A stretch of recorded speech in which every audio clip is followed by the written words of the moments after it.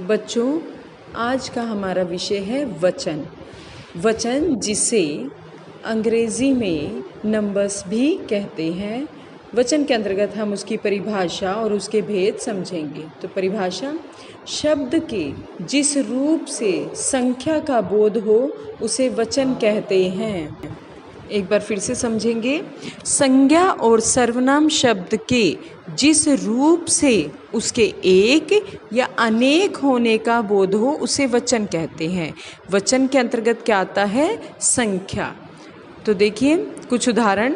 जंगल में एक विशाल वृक्ष था। एक विशाल वृक्ष।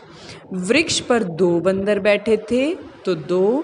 कुछ कोए काँव काँव कर रहे थे। कुछ यानी कोए कितने? कुछ। पेड़ की बहुत सी शाखाओं पर एक भी पत्ता नहीं था। कितनी शाखाओं पर? बहुत सी। इन वाक्यों में जंगल, वृक्ष, पेड़, पत्ता पढ़कर पता चलता है कि वे संख्या में एक हैं। बंदर, कोए, शाखाओं से पता चलता है कि वे संख्या में एक से अधिक हैं। इस प्रकार ये सभी संज्ञा शब्द जो अपनी संख्याओं का बोध करा रहे हैं वचन कहलाते हैं। ठीक है, तो इसके बाद अब हम देखेंगे भेद। वचन के हिंदी में 2 भेद हैं, एक वचन, बहुवचन। हिंदी भाषा में, हिंदी व्याकरण में वचन के केवल 2 ही भेद होते हैं, एक वचन, बहुवचन। 2 भेद होते हैं, एक वचन, बहुवचन। तो देखिए आपकी पुस्तक के अनुसार चित्र में एक वचन में क्या है? केवल एक पक्षी है, एक बतख, और बहुवचन में आपको 3 दिखाए गए हैं। अब एक वचन में क्या है? देखिए एक वचन की परिभाषा, दिए गए चित्रों में सभी एक एक संख्या में है। जो संज्ञा अथवा सर्वनाम शब्द संख्या में केवल एक होने का बोध कराता है तो वो क्या कहलाता है? एक वचन। एक होने का बोध कराए तो एक वचन, और एक से अधिक होने का बोध करवाए तो वो बहुवचन होता है। तो आइए एक अन्य परिभाषा से अवगत होते हैं। शब्द के जिस रूप से एक ही वस्तु का बोध हो उसे एक वचन कहते हैं। बिल्ली दूध पी रही है, केवल एक बिल्ली का वर्णन है यहाँ पर। व्यक्ति आ रहा है। सेब, वह सेब खा रहा है, तो सेब केवल संख्या में एक है। चिड़िया उड़ रही है, चिड़िया। तो इस प्रकार हमें संख्या में एक एक वस्तु या व्यक्ति का बोध होता है। देखिए कुछ उदाहरण एक वचन में जिसके बहुवचन किस प्रकार हैं।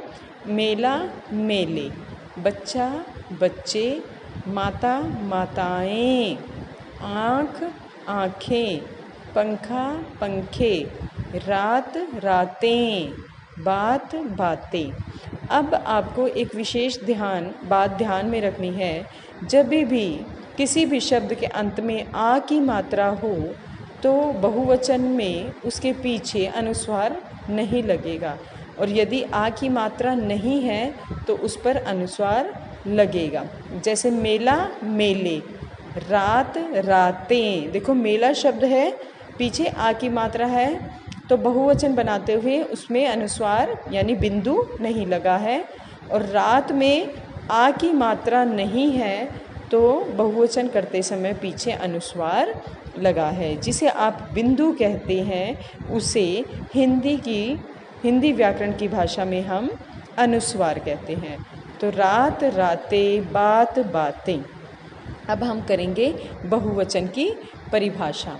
शब्द के जिस रूप से अनेकता का बोध हो, यानी अनेक होने का बोध हो या एक से अधिक होने का बोध हो, उसे बहुवचन कहते हैं। बहु का अपने आप में ही अर्थ होता है अधिक, एक से अधिक यानी बहुत ज़्यादा। तो शब्द के जिस रूप से अनेकता का बोध हो उसे बहुवचन कहते हैं। जैसे बिल्लियाँ, लड़के, 4 सेब, चिड़िया। इस प्रकार ये क्या है? आपके बहुवचन का कुछ उदाहरण हैं। एक अन्य परिभाषा हम आपकी पुस्तक के माध्यम से देखेंगे।